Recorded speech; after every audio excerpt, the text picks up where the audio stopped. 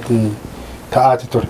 Mee ifa akka ta'utti ONN dhuguma maal balleesseetu waraanni yookiin qaamonni nageenya mootummaa hammana baay'atan sun dhufanii hojjettoota ONN fi akkasumas namoota keessummoota ONN qophii ayyaana qaamee Oromoof waame hirmaachuu dhufan irratti akka to'ataman qaamni mootummaa sun yookiin humnoonni poolisiin akka to'ataman kan taasise dhuguma ONN balleessaa qabaateetu moo wanti nuti waltajjicha irratti hojjechaa turre badii ta'eetu argameetu mee kanarraa maal hubatte? Egaa baay'oon waan hundumaa waan baay'ee dubbateera akkamittiin akka to'annoo jala oolle jechuudha. Waan sanarraa wanti nu baddoon ONN akka miidiyaa biyya kana keessa jirutti foormaalii galmaa'ee biroodkaastii irraa kan ayyaama qabu akkuma miidiyoota warra kaanii jechuudha noormaali hojii idileesaa miidiyaa hojjetudha jechuudha. Hangaafan furdee ilaalan fakkeenyaa fi ONNtu balleessaa qaba yoo ta'e karaa biroodkaastii yookiin foormaalii xalayaan warningi kana balleessitaniittu kana gootaniittu jedhamee yookiin akeekkachiisa yookiin wanti ta'e godhamuu hin danda'a ture. Inni kun garuu sana kanarraa adda ta'ee dhufe jechuudha. Mootummaan biyya kana keessatti jechuun meeshaa baannee hin jirru maal goonee hin jirru iddoon nuyi jirru magaalaa keessa waan addaa waan sochii addaa geggeessaan ture. Waama miidiyaan kamiyyuu hojjechaa irraa akkasittiin humna hammana ga'uun dhufanii kana gochuun maybe yookiin isaanis dogoggoraniiti ta'uu danda'a garuu erga eenyummaa keenya hubataniyyuu dhiisuudhaaf yaalle jira. So kanarraa maal hubannaa mootummaan ofii masaatii biyya shoror keessaa akka jiru hubachuu dandeenya jechuudha. Ayyee geetu jettamee kanarratti waan dabalamoo jiraate wanta gaaffitti wanti dabala. Galatoomii kan nuti sagantaa keenya jalqabne naannoo sa'a 8:00ti. Hagas erga xiqqoo deemnee jaarsoliidhaan eebbifamee seera aadaa Oromootiin eebbifamee uummatni hundumtuu uffata aadaa isaan jiraate qophii ayyaanaaf osoo jiramuuti kun kan hundumtuu kan ta'e kan ilaalchinu qabnu walumaa gala Oromoo kuffisuu fi kun kaayyoo Oromoo ittiin boodatti deebisanii ija Oromooti miidiyaan kun iji kee tokko yoo jaame sin fayyadu ija Oromoo tokko jaamsuun immoo bu'aa miidhaa malee bu'aa hin qabu sana yaadaniiti isaan walumaa gala miidiyaa kana malee isaan nuun barbaadanii osoo hin taane miidiyaa kana ija jaamsuu barbaadaniiti miidiyaa kana jaame jechuun nuti illee jaamnee jirra jechuudha. Kaayyoon isaanii kanadha. Uummata akkasittiin qabanii uummata nagaa qabanii mana hidhaatti gad darbatanii mana hidhaatti gad darbatan immoo koronaan jira haalli yeroo dhukkuba yeroo ammaa jira. Namni kamillee odoo silaatii akka seeraatti ilaalamtee inni dhukkuba kan irratti argame qofaatti inni fayyaan qofaatti godhama ture. Nuti akka nama 20 wayi dubarroonni illee nu keessa jiru isaanii bakka biraa godhanii dhaqaniiti uummata warra koronaa qabu jedhamanitti dhaqaniiti kan nu darbatan. Dhaqanii isa nu darbatan illee namni dhufee nu ilaalee hin jiru achumatti nu darbatanii uffata illee waan uffanne agartanii shanitti tokko yoo argannee nu uffanne. Itti deebinaa waan mana hidhaa keessa turtii mana hidhaa keessa turree wantoota nu mudatan itti deebinaa kana qofaa miti waan amma Biiniyaam illee kaase ONN miidiyaa haqaa miidiyaa sagalee cunqurfamtootaaf miidiyaa ta'e miidiyaa eenyurraayyuu immoo walaba siyaasa kamiyyuu kan hin loon miidiyaa uummata sagalee dhabeef sagalee ka ta'e otoo ta'ee beekamu baay'ee wanti ONN irratti torban lamaan darbe mudate akka ONNitti isa jalqabaa miti yaadattu yoo taatan ji'oota 8-7 dura godinaalee Oromiyaa garaa garaa keessatti hojii idilee isaa adeemsisuuf hurufa yagguu ba'aa ture ONN wantoota mudate beektu as godina Shawaa Bahaa Boosat keessatti hamma hojjettoonni keenyi dhukaasni itti banamu irratti meeshaan ONN fudhatanii ba'anillee haga saamuutti akkasumas immoo as Meettaa Roobii keessatti akkasumas hojjettoota keenya irratti wantoota garaa garaa gaggeessaa turanii baakkootti yaadattu yoo ta'e yeroo dhaabni siyaasaa adda bilisummaa Oromoo waajjira banuuf affeeramnee deemne yeroo sanattis ONN hiraarsuu fi jibbiinsa ONN qabu akka tilmaama keenyatti mootummaa mul'isaa tureera kanaan durayyuu. Garuu ka ammaa kun wanti amma ta'e torban lamaan darbe keessan mudate yaada sagantaa aammee bara haaraa kana kabajuuf namoota affeerranne sana akkaataa isaan itti lafarra teessisan uffata aadaa uffata kabajamaa uummanni Oromoo ittiin boonu irraa gadi salphisuun afaaniinis salphisuun dhukee keessa teessisanii isa sanuu qaama mootummaa hin beekne qaama mootummaa ta'uusaa waan ittiin adda baafanne hin qabne nama siivilii uffatee meeshaa shugguxii kana baatee ittiin nu doorsise. Kana keessatti olaantummaa seeraa mootummaan nan kabachiisa jechuun naaf abjuudha. Mee maalumaaf itti deebina isa kaani. Ergasii egaa kabajamtoota daawwattoota keenyaa akkuma waayilaan kiyya kaasanii qabamnee booda sa'aatii meeqatti akka deemne mana hidhaa eessa akka buune namoota meeqa faana dhuguma hojjettoota ONN fi namoota ONN affeerate qofa moo namoota garaagaraallee hirmaachiseera ka jedhu ammas waayilaan kiyya yaada bal'aa ni kaasu. Mee baay'isa sirrumaan jalqaban mallee gaafas galgala qabamne taatee gaafas galgalaa akkamitti yaadatta maal taajjabde humnoonni nu hidhan nu qabanii geessan sunoo maal nuun jechaa turanii haga sa'aatii meeqaatti gara mana hidhaatti nu darbata ka jedhu asumaan uummataaf ifa godhime baay'ise. Saganticha kan nuti jalqabne waraabbisaa akkuma salageetuun jedhe sa'aatii 8 irrattidha.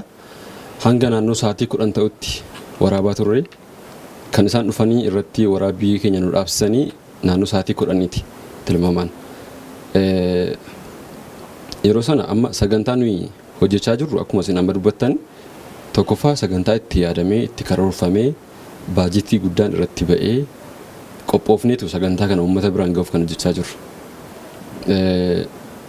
Isaan sa'aatii sana naannoo sa'aatii 10 irratti dhufanii erga nu dhaabsanii haalli isaan ittiin nu dhaabsan sun akkuma sila dubbadhe haala baay'ee tuffii uummataa qabu nama nagaa meeshaa waraanaatiin isayyuu baay'inni isaanii baay'ina ribanan hamma kana ta'anii dhufuun isaanii akka wanta waraana guddaa tokko to'achuu dhufaniittidha kan isaan dhufan.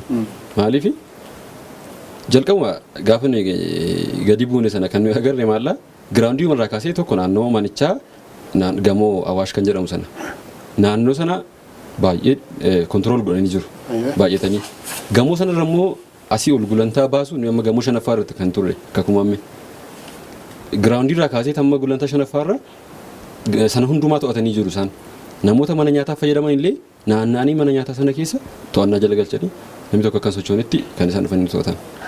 Miidiyaa keenya qofaa miti kan yeroo sana waraabbiirra ture hoteela sana keessatti.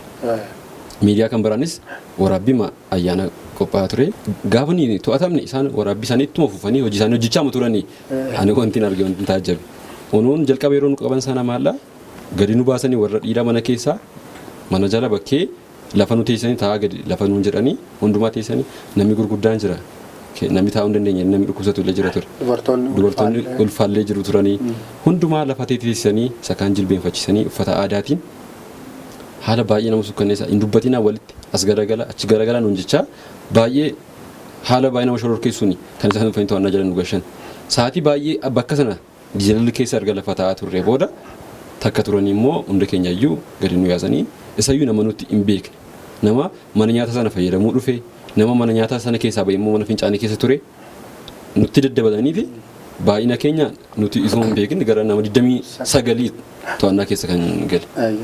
Na haalli jiru sun baay'ee kan nama ajaa'ibu ture warri mana nyaataa ta'anii fayyadaman illee baay'ee rifaasu guddaa keessa turan fageenya irra ta'anii warri nu ilaalaa turan. Warruma miidiyaa kan biraaf illee hojjechaa ture dogoggoraan nu wajjin jiru se'aniiti nu wajjin teessisaa turanii booda gargar baafataniiti deebisanii gara hojii isaaniitti. Sana booda gaafa achiiti gadi nu yaasan meeshaa keenya hundumaa fudhannee meeshaan nuti qabannee jirru meeshaa istuudiyooti meeshaa waraabbiiti wanti kan biraan hin jiru nyaatatu immoo jira nyaata aadaa saganticha irratti kan dhufee yeroo sana eebbaan jalqabne akkuma sadageetuun jedhee nyaati immoo daabboon muramee dhangaa garaagaraatu ture dhangaa sana itti soorachuudhaaf nuti jalqabbii irratti jirrudha kan isaan dhufanii nyaata sanas meeshaa sanas hundumaa yoo itti sassaabaniiti nu fuudhanii ba'anu jedhanii gaafa gadi baanu konkolaachisaa fi gargaaraa konkolaachisaa warra meeshaa sana nu fuudhee kontiraata dhufanii warra waan qophii keenyaallee hin beekne waa'ee miidiyaa keenyaallee warra hin beekne nu wajjin to'annoo jala oolchan. Isa booda konkolaataa guddaa tokko konkolaataa fe'iisaa isa yaabanu jedhan hunduma keenya achirratti warra dhiiraa achirratti fe'anii warra shamarran immoo konkolaataa paatiroolii kan baraadhaanii kan isaan fe'anii nu geessan. Na konkolaataa keessa illee gaafa nu teessisan haalli isaan ittiin nu qabanii nu fuudhanii deeman haalli isaan ittiin nutti haasaa turan wanta baay'ee namatti hin tolle wanta baay'ee nama sukkanneessu ture. Ayyee galatoomii baay'isaa. San boodoo maaltu ta'ee gara kamitti nu qajeelchanii waan hafee yoo jiraates tuttuqaama kaasibii. Walumaa galatti haalli guyyaa sanaa hundumtisaa waan seera qabeessa yookiin waan mootummaan biyya bulchu godhuudha jedheen fudhadhan yookiin qaamni shiftaan wayii waan namarratti godhuudha jedhee fudhachuu nan danda'a akka kootti jechuudha. Maaliif biyya seerri jiru keessatti yakkamaa akkamii yoo to'atte haala kanaan tiriitii gochuun waan fudhatama qabu natti fakkaata. So maaltu ta'ee buufata poolisii sadaffaa sanatti gaafa nu geessanii jechuudha. Egaa akka yakkamaatti to'annoo isaanii jala oolleerra nu qabaniiru. Akkaataa isaaniitti tiriitii nu godhanii achi keessa nu kaaniyyuu yakka kan biraadha jechuudha. Waan humti isaan irratti godhan. Yeroon kun yerootti vaayirasiin koronaa jedhamu biyya keenya duwwaatu hin ta'in addunyaa weeraree jirudha. Sanaaf namni hundumtuu akka of eeggannoo waan sanaaf godhu miidiyaan mootummaas miidiyaan dhuunfaas hin lallaba. Achi keessatti garuu wanti nuyi agarre waan achirraa mootummaanis miidiyaan mootummaas lallabu sana faallaa isaati jechuudha. Maaliif nuyi nu gashanii sila akka seeraatti yookiin qorannoo nu taasisanii galgaluma sanaa jechuudha. Testii nu godhanii gara warra normaal yookiin iddoo tokko qobaatti nu kaa'u qabu turan. Isaan daayirektii maal godhanii mana sana keessatti warra kanaan dura qoratamanii vaayirasiin sun irratti argame. Poozitiivii ta'anii tiriitimentii irra jiran jechuudha. Gara kutaa isaaniitti nu geessanii jechuudha. Utuu nutti himin nun beeksisin jechuudha. Erga bullee guyyaa tokko booddeedha kan isaan nutti himan. Of eeggannoo godha. Yaa already faalamnee irra ta'uu mala. Guyyaa tokko booddee nu beeksisanii kunumti mataansaa yakka biraadha jedheen fudhadhan akka kootti. Erga yakkamaa taanee akka isaaniitti fuula isaaniitti yakkamaadha. Yakkamaa harka isaanii keessa jiru jarri kun akkamittiin qabu waan jedhu gaafii namatti. Qabinsi hidhamtootaaf taasifamu achi keessatti dhugaatii kaastee atileetti dabaluu dandeessa geetu waan si jibbisiisu dhugaa dubbachuuf taanaan jechoonni itti fayyadaman tokko jiru hidhamtoonni yoo yaadattaniitu taatanii as keessa lixuuni afaan yookiin hulaan isaa bal'aadha garuu ba'uu fi lilmoodha fayyadaniitu walitti qoosu tokkoffaa gaafuma akkuma itti kaaste gaafuma jalqaba gallu sana namoota akkuma armaan dura kaafne namoota kaan bakka soorata yookaan reesturaantii irraa fayyadaman keessaa qabanii nutti fidanii lammeessoo nutis koronaa vaayirasiitiin qabamuu dhiisuu dandeenya ta'a waan cheekii of goonee hin qabnu akka staafittis gaafasichi namoota sana qabanii fuudhanii walitti qabanii mana hidhaa dhiphoo maal baay'ee dhiphaadha nama 23 turreemi nama 23 faana iddoo tokko keessumaa immoo kan si ajaa'ibu keessumaa nuti affeerrannee keessaa tokko adda birqee jedhamti uffata aadaa akka qabdu isaanillee ispoonsara nuu ta'anii maatii waliin dhufanii nu faana hidhamanii daa'imni waggaa 14 mucaa waggaa 14 innillee akkaataa inni itti bule sun baay'ee waan garaa nama nyaatu dhugaa dubbachuuf waan uffatanii hin jiru waan itti irra ciisanii hin jiru sanaa wal qabatee dhugaadha waan rakkoo keessa turre kun egaa hanqinni mootummaan qabu asirraanis mul'achaati jira mee geetu ammas qabinsa hidhamtoota nuun dabalate akkasuma immoo namoota vaayirasii koronaatiin illee hubaman jedhamanii adda baafnee irra jedhamanii taa'an sanaa wal qabatee maal taajjabde waan gaafas galgalaa fi waan mana hidhaa keessa ture gabaabsiiti. Namni walii wajjin jiru namni wal bira bulaa turanii walii wajjin nyaatanii biraatii qabanii inni kun koronaa qaba jedhu akkuma maqaa akkuma tiratteechi keessa jirtu maqaa sanaan kan isaanii su'amanii si hambisanii ijoollee nama nu dura achi galan jiru kan beellama si'a 7-8 jala hambisan qabu. Sababa koronaan guyyaa haga guyyaa 14 ture miti kan isaanii haga guyyaa 25ti kan isaan ta'an guyyaa 25 ga'ee ammallee sanuma jedhanii nama amma kana baay'atee walii wajjin bulu keessaati nama lama qofaatu qaba jedhanii ammoo warra beellamni isaanii baay'ee jalaa hafe ammas achitti hambisu.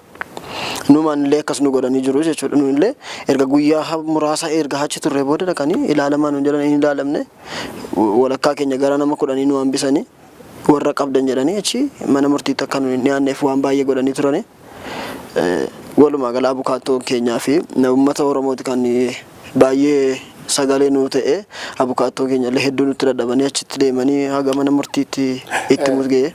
Bahuuf yeroo jennu guyyaa 3 natti fakkaata yoo inni dogoggoruu baadde walirra adda nu baasanii na yaadadha. Sanuu irra jireessa keessan naannoo iddoo mana koronaa jirutti hambisanii namoota muraasa iddoo biraa uummata biraatti geessanii nutu kan nama ajaa'ibu immoo vaayirasii koronaa kana qoranneedhanii pozitiiv negatiiv himu garuu yaadatu yoo taatan ijoolleen nutti agarsiisaa meerre qorannoo firiin qorannoo keenya faggoodhanii poolisiin ni dida. Kun maal akka ta'e nuufis gaaffiidha. Moo dhuguma wantichi sobaniima beekaa siinsi sukkuumuuf yookiin immoo galmee kee duubatti gotochuuf poolisiin akkas godha laata ka jedhu nuuf gaaffiidha. Mee asirratti ammas waan itti dabaluu qabda yoo jiraate haalli hidhamaa achi keessa jiru maal fakkaata? Hidhamtoonni baay'inni hidhamtoota sana keessa Oromoon dhagam akka tilmaama keessanitti maaltu jira? Maal baballeessanii kan dhufan baatu jira? Kanas immoo asumaan uummataaf ifa akka ta'uuf biinimee sirraa qabu. Manni hidhaa akkuma jirutti isa durii caalaa Oromoodhaan guutee akka jiru. Sanuu badii tokko malee akkuma keenya kanaa jechuudha baay'een isaanii. Nu amma hojiirra hojii normaali hojii guyyaa guyyaatti hojjennu utuu hojjennuuti kan qabamne isaan waan biraa jedhani malee sanatu hojjennuu qabamne. Baay'een namoota mana hidhaa keessa jiranii akkasii jechuudha biyya kana keessatti.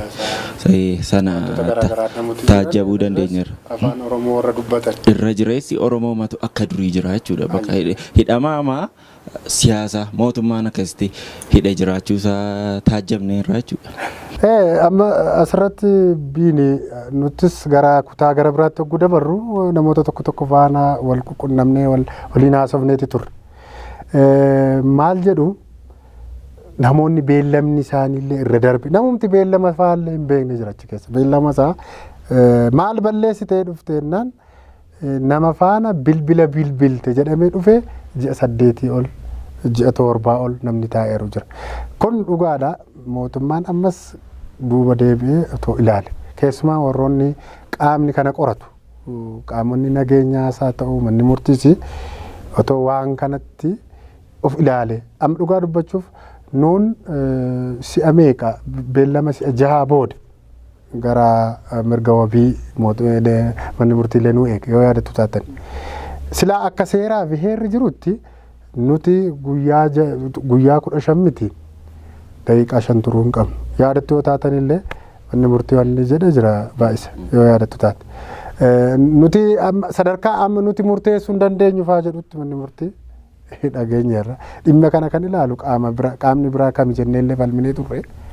So mootummaan hidhamtoota kana maalii hidhee maaliin shakkamtoota amma achi jiran kana maaliin shakkee yakki isaanii maal fakkaata jedhee otoo deebi'ee qorate irra gaarii natti fakkaata. Asirratti yaadin kaasuu barbaadu. Biyya kana keessatti Oromoon durumaa hidhama. Duris hidhamaara, har'as hidhamaara. Garuu yaadan kaasuu barbaadu ministeerri muummee biyya kanaa gaafa jalqaba aangoo piraayim ministeerummaa kana fudhate jecha inni jedhe tokko jira namoonni baay'een fayyadamu. Kana booddee qorannee hiina malee hiinee raawwannee hin qorannu jedhe. Kuni gaafa sana ittiin tarii namoof jaallachiisuuf yookiin immoo waan biraadhaaf waan dubbatan fakkaata malee sun biyya kana keessatti hin jiru jechuu dandeenya. Fakkeenyaaf yoo fudhannee ilaalle bara wayyaanee Oromoon nama hidhama. Garuu inni bara wayyaanee hamma tokko wayyaanee nama fakkeenyaaf gaafa nama hiitu jechuun akka kana duuchaatti hidhaan turre yookiin yeroo sana abaa'uufaan paarlaamaadhaan dikileerdi ta'anii akka shororkeessummaatti labsamanii namoonni baay'een sanaan yakkamaa turan. Har'a garuu mana murtiis fudhattee yoo ilaalte jechuudha. Qaama hin beekamne dhaabbata foormaali biyya kana keessatti hin beekamne tokko yakkamta ati Oromoo taatee danna. Kana agarreen abaa'oo shaneesiin jedhu Shaneen kun maal akka ta'e hin beeknu. Biyya kana keessatti yookiin paarlaamaan biyya kanaa dikileeriin goone jarri dhaabbati akkas jedhamu kun shoror keessaadha jedhee hin kaa'amne. Dhaabbati immoo ani shaneedha jedhee of ibsee jirus hin jiru. Akkasumatti yeroo hidhee maqaa kanatti laxxafee akkasumatti namuma nagaa yakkaa oolaa jechuudha kun waan biyya seerri jira jechuudhaaf xiqqoo see nama rakkisa. Keessumaa geetu sitti dhufa.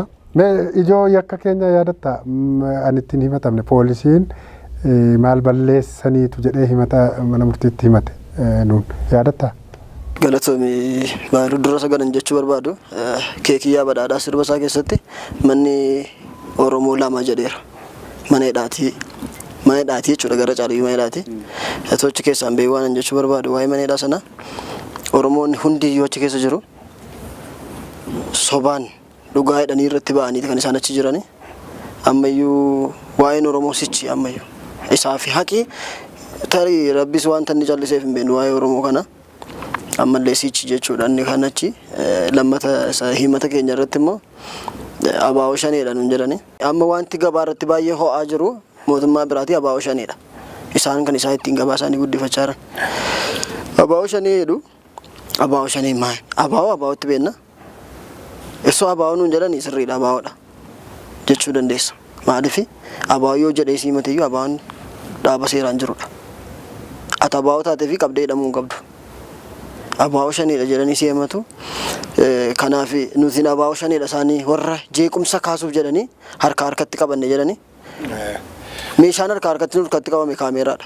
Kan nuun beeknu malee matireesii fanjii maal miti kaameraadha. Kaameraa wajjin qabamne harkatti jedhanii hin ilaalanii wanti ilaalanis hin jiru eebba jaarsoliiti. Tarii eebba jaarsolii tarii isatu meeshaa ta'ee hin beeknu nuti waan isaan akkasiin jaallanneef nuun galu.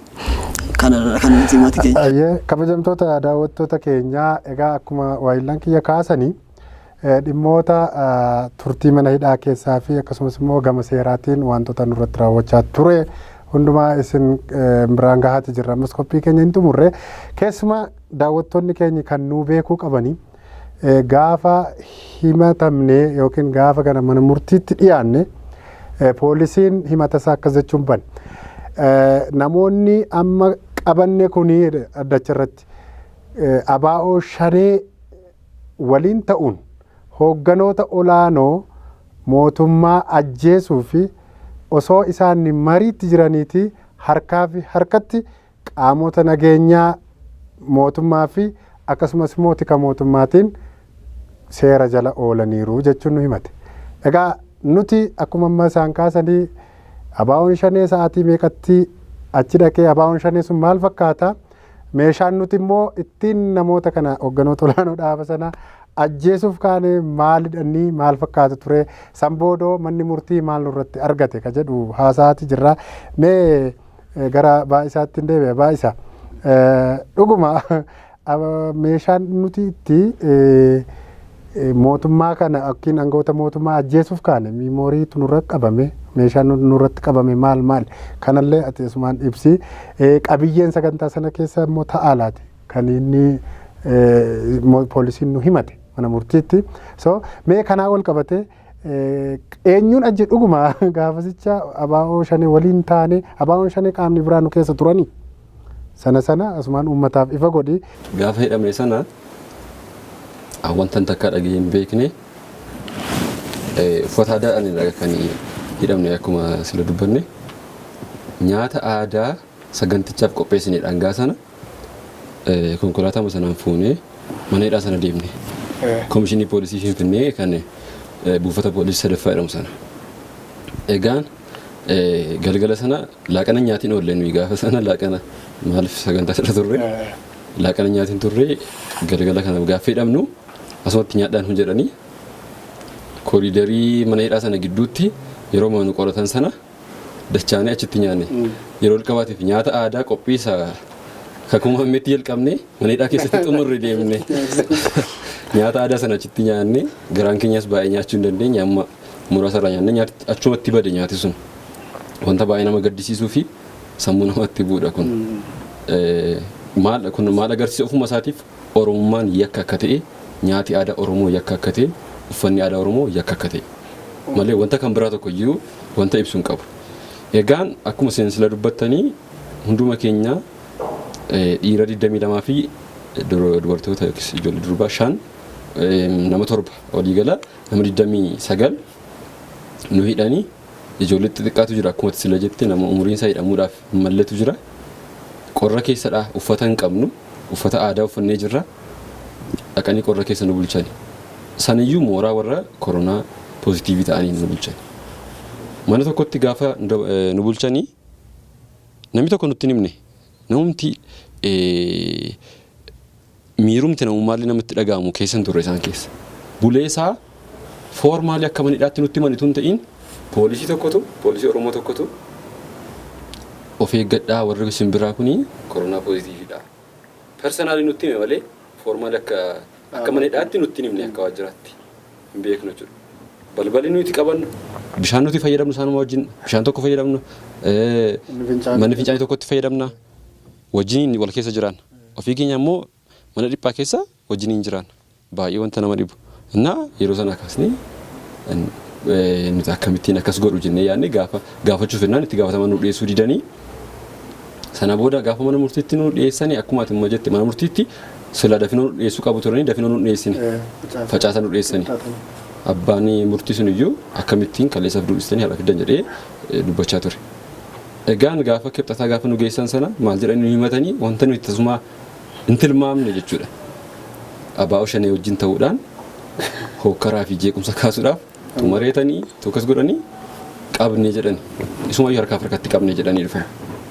Silaatii gaafa harkatti qabne jedhanii wanta yakka ta'e wanta shororkeessummaa ibsu sana nu wajjin dhiyeessuu qabu turani.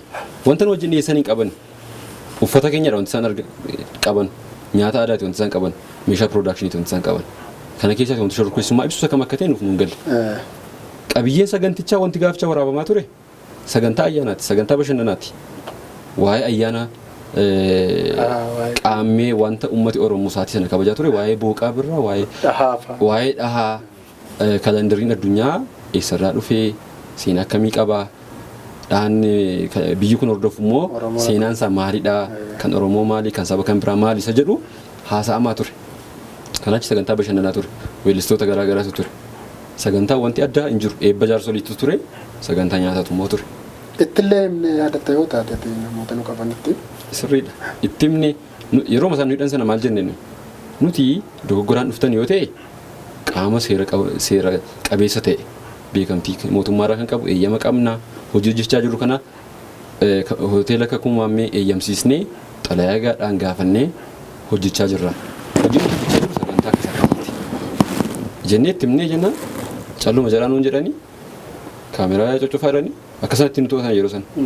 Yeroo mana murtiitti nu dhiyeessanii abbaan murtii maal jedha yeroo sana wanta ni baay'ee taajjabe keessumaatiin naannoo mana murtiitti haqi jira jedhee yaadan ture garuu hundi isaaniiyyuu ofii isaaniitiin akkan hojjennee fi dhiibbaa qaamni irratti geggeessu akka jirudha kan hin hubadhe. Manni murtii gaafa afaaniin haasa'u wanta dhugaa mul'isu fideemu sitti fakkaata. Deebistee dudduuba isaa gaafa hojii isaa gaafa laaltu immoo ofirra dabarseetu qaama kan biraatti dabarsa. Yeroo sana maal jedhan hojiin kun isaaniin himachiisu yoo ta'e har'ayyuu as buluu hin qabanii. Kanaaf waaree boodetti viidiyoon haa dhufuu jedhee ka'ee abbaan murtii deebisee immoo booritti haa dhufuu jedhe. Buleesaa gaafa nu geessan dhaqee viidiyoon miimooriin nu waamanii jalqaba qorataan suni nu waameeti miimoorichatti agarsiisnee hin ilaalee kun akka rakkoo tokkoyyuu hin qabu kun ayyaanaadhaan nus akkasitiin kabajaa turre jedhe. Mana murtiitti dhiyaate manni murtiis ilaale homaa tokkoyyuu rakkoo irraan argannee jedhe. Erga rakkoon arganne ta'e manni murtii himanni isaanii immoo harkatti erga ta'e ganaa ragaa kan biraa gaafa akkasitti qindeeffadhaa ragaa akkasii fidaa yoo qabaatan jedhee beellama kennuumtiyyuu barbaachisummaan sanaaf naaf hin galle. Manni murtiiyyuu rakkoo erga poolisiinis ilaale erga manni murtiis viidiyoo fi sagantaa qabiyyee sagantaa sanaa ilaale sanuu immoo oma tokko yakka hin qabu jedhan lamaanu dhaddacha irrattis manni murtiis afaan Amaaraatiin ምንም ችግር የታየበት ነገር አላየንም jedhe afaan Amaaraatiin. Sanuu ilaalanii san booda garuu manni murtii akkuma ta'e duukaa gidduutti hin kute malee poolisii yookaan qorataa sanaan yakka biraa yoo kan biraa odeeffannoo fi ragaa biraa yoo qabaatte jedheetu beellama guyyaa 3 beellama yaadan. Manni murtii tokkoffaa achirratti wanti argi dhugaan akka qabnu tu beeku yakka tokko kan nuti hin dalagne tu beeku beellama kennuun isaa wanta kan biraadha. Bilisuma nu baasuu qaba ture yeroo sana wabiyyuu miti maaliif harkaaf harkatti qabamne jedhamneetu kan dhiyaanne wanti nuti dhiyaanne sun immoo yakka kan taane erga mirkanaa'e sana booda nu tursuun faayidaa hin qabu.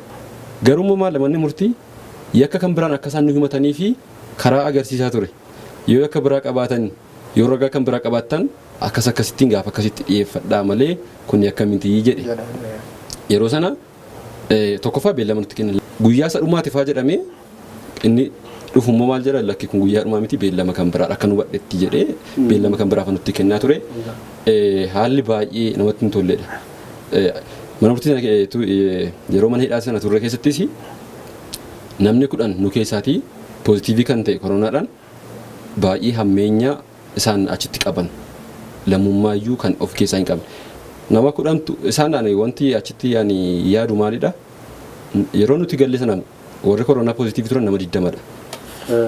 Yeroo nuti qoratamne sanas achi keessa warra turan baasaniiti nama 3 qofaan bisaniiti nama 17 immoo nu keessatti dabalan nu keessa nama 10 warra hidhamtoota biraa nama 7tti dabalan amma nama 20.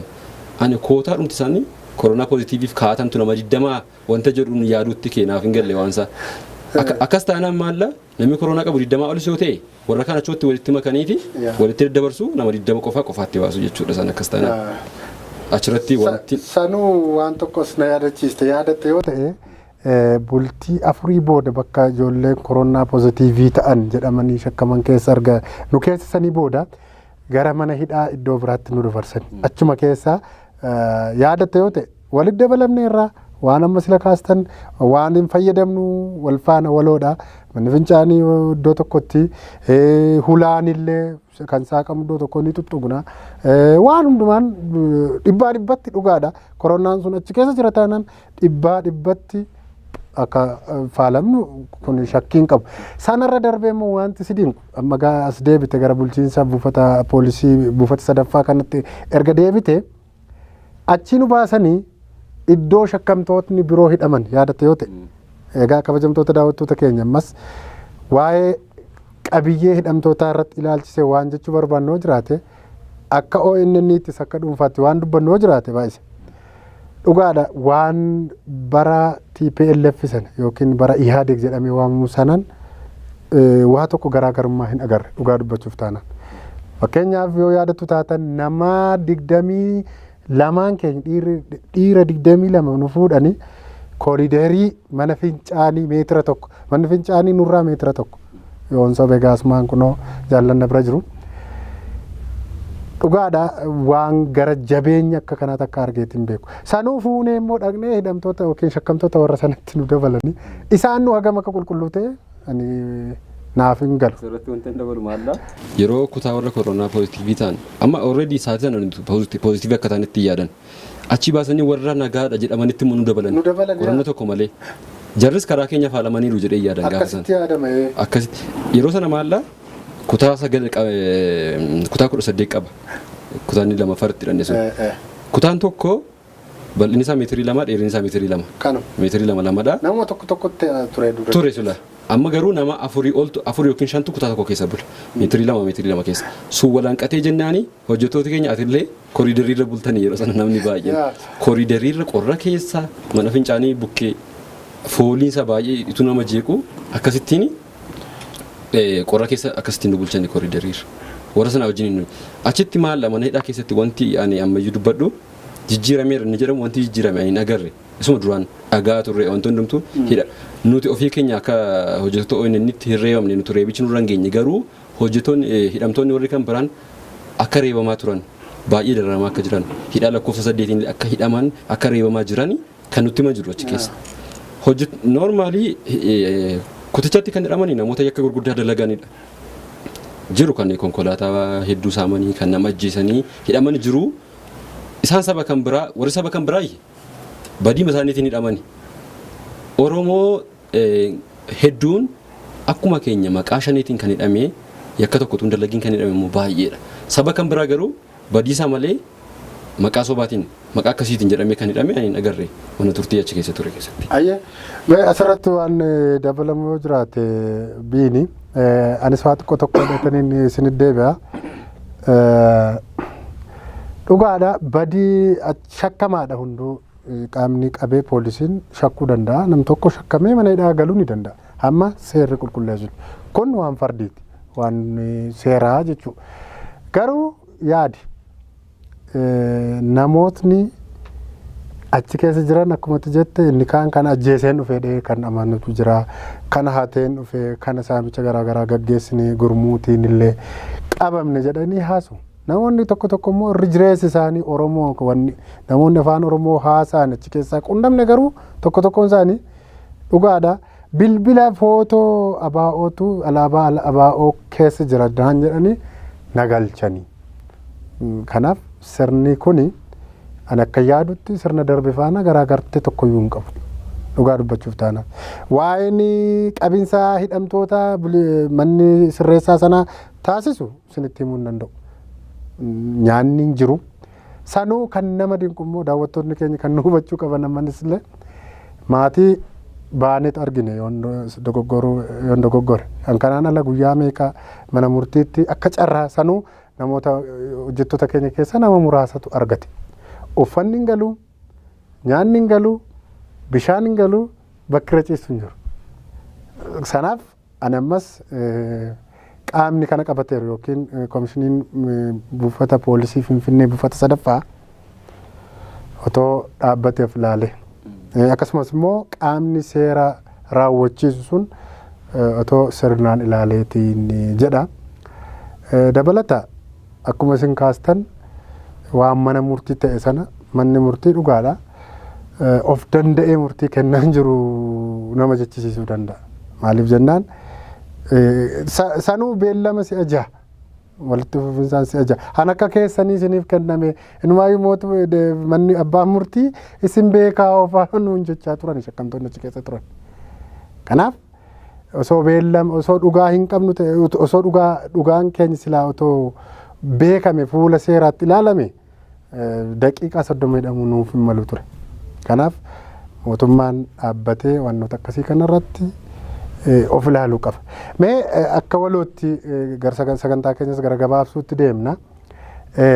Asirratti olaantummaa seeraa kabachiisa jechuun mootummaan yeroo baay'ee miidiyaalee dhuunfaas haa ta'u miidiyaalee of harkaa qabuun ni haasawa. Sadarkaa haasawuutti olaantummaan seeraa kabajamuu qaba. Seerri cabuu hin qabu. Seerri tikfamuu qaba. Seerri eenyuun ol kanatti amanantu. Garuu olaantummaan seeraa akkasittiin kabajama. Fakkeenyaaf ONN irratti olaantummaan seeraa sirnaan kabajameera. Olaantummaan seeraa eegameera. So kanaa wal qabatee waan jettan olaantummaan seeraa hiikoo akkamii qaba kana booda? Tole baalu waan gaarii kaastee biyya kana keessatti olaantummaa seeraa kabachiisu yookiin kabaja olaantummaa seeraa waan jedhu kaasuun xiqqoo seen ulfaata. Biyya kana keessatti mana Oromoo hidhaaf ajjechaan keessa hin galle hin jiru. Durri sirna biyya kanaatiin miidhamaa ture. Erga impaayarri kun ijaaramtee ka'ee jechuudha. Har'a yoo ilaalle erga jijjiiramee dhufee jechuudha. Guutummaa guutuutti waan sana argaa jira jechuudha. Maaliif kana jechuu barbaade ani biyya kana keessatti yeroo baay'ee mootonni dhufanii jechuun geggeessitoonni biyya kanaa sirna darbeen kompeerii of godhu. Gaafa dargiin Haayila Sillaasee gaafa kuffisuu Haayila Sillaaseen sana kana gochaa ture an kanan godhaadha. Inni taanus warri kunis sanumatti jiru. Maaliif sirnumti kanaan dura tureyyuu waan gadi deebi'aa natti fakkaata. Fakkeenyaaf sirnuma wayyaaneen sii fudhadha. Wayyaaneen seera wayii kaa'eetu sanaan si yakka. Har'a garuu sun hin jiru. Oromoo ta'uu kee duwwaa yakka. Akkuma duriyyuu xiqqooma seeruma wayii baasee sanaan si yakkaan jiru har'a. Namuma nagaa kamiin qabeetu shaneedha maaloodha siin jedha. Mana hidhaatti naqaa jechuudha. Akkasittiin immoo mootummaan ofiisaatii seera kabachiisuu miti biyya nan ijaara yookiin nan dhaaba nan geggeessa jedhu kana jigsaaraa jechuudha ofiisaatii. Biyyi tokko qobaaseen deemtu addunyaarraa adda baate. Jaallannus jibbinuus sadarkaa addunyaan isteeppii gara fuulduraatti deemu yookiin gad deemtaa yookiin waan tokko taata malee dhaabachuun hin jiru qabaattee jechuudha. Kanaaf mootummaan dhaabatee of ilaaluu qaba. Waan gochaa jiru fakkeenyaaf maybe warruma kanaan dura sirna durii keessatti gochaa turantu isuma sana gochaa jira. Fedhii mootummaa malee sana geggeessaa jira yoo ta'e mootummaan dhaabatee of ilaaluu qaba. Rivaayisii gochuu qaba. Sirna ittiin biyya kana geggeessaa fakkeenyaaf poolisii yakkamaa gaafa qabu dhidhiitee achitti yakkamaa miti shakkamaadha jalqaba namni tokko. Hamma mana murtiitiin itti murtaa'ee yakki isaa beekamutti shakkamaa taata. Utuu yakki tokko sirratti hin beekamin poolisiin biyya kanaa akka maalitti jedha akka nama akkasitti tiriitiin godhamu yoomiyyuu jechuudha. Sirna qulqulluu ta'e tokko yoo kaa'e malee olaantummaan seeraa kabajamuu hin danda'a miti yaadamu biyya kana keessatti biyyi kun gara kufaatiitti deemte jechuudha haala kanaan jechuudha. Mootummaanis bu'aa irraa argatu hin qabu akkasitti nama lammii biyya isaatii nama hojii idilee hojjetu akkasittiin callisee maqabee waan isaan irraa argatan hin beekan. Wala keetu mee ati bakka irratti waan dabaltu jiraatus waan? Hayyee galatoomii ammayyuu jalqaba fakkeenya ammayyuu namoonni hedduun lafuma kaanii kan shoror keessaa ittiin jedhamaa jiru jira. Shoror keessaa nuyi jedhame jalqaba. Gaafa fuula isaanii iskiriinii uummataa dura ga'anii nuyi shoror keessaa jedhanii sirriidha shoror keessaan isaan jennee amanne. Turanii erga barcuma isaanii sirreeffatanii miilli isaanii lafa qabate shoror keessaan Oromoo akka ta'e dhibbaa dhibbatti mul'isanii argaas jirra. Haa ta'u inni isaan iddoo isaanii sirreeffachuuf waa'ee miidiyaan kana booda miidiyaan akka bilisa ta'u dubbatanii turanii sunis haguma isaan iddoo sirreeffatanii kunoo miidiyaa Oromoo ija jaamsuuf waa isaan godhin hin jiru. Kanaaf immoo yeroo kamitti Oromoo waa'ee kanaa callisuu hin qabu. Maaliif miidiyaan jechuun iccitii jiru. Mootummaas haa ta'u eenyu abbaan fedhe iccitiin uummata isaa irratti godhu kan ifa baasudha. Ijaaf gurra uummataati. Yeroo kamitti miidiyaa bukkee dhaabbachuun miidiyaa isaa bira dhaabbachuu qaba Oromoon tumsuu qaba. Nus kun amma walitti deebinee irraa kana booda walumaa jirra. Tole mee asirratti waan gabaabseen kaasu tokkotu jira baay'isaa. Olaantummaan seeraa kan inni kabajamu akka yaadutti bakka seerri jirutti. Bakka seerri hin jirretti silas olaantummaa seeraa kabachiisuun gaaffii keessa nama galchaa. Waan ani as keessatti ammas raawundii yookaan naannoo nuti itti hidhamne keessatti waan ani kaasu tokko waa'ee mana murtiiti. Mana murtii keessatti waan taajjabe tokko isinitti daawwattoota keenyaaf himuu barbaada. Namni tokko shakkamaan tokko birrii akka biyya kanaatti miiliyoona 81 himatama. Miiliyoona 81 malaammaltummaatiin shakkameetu gala. Yaadi dhugaadha shakkamaan kun dhugaa taanaan guddina biyyattii irratti farra. Maaliif birriin yookiin maallaqni seeraan ala argate jechuun kamuu hin fayyadu nama kamuu isayyuu hin fayyadu. Karaa gara biraa biyya kuffisuu danda'a. Look manni murtii asirratti maal ilaaliseeti? Nama kanaaf mirga wabii ni eega. Dhugaa ala taa'ee dhimma isaa hordofachuuf ni mala. Isaan qarshii 25,000 hin baasu. Kan keenyatti haa dhufnu falmannee dhugaadha boodarrallee kaafna malee namoonni nu falman abukaattoon seeraa nu dhaabbatanii hedduun jiru isa boodarra kaasuu dandeenya.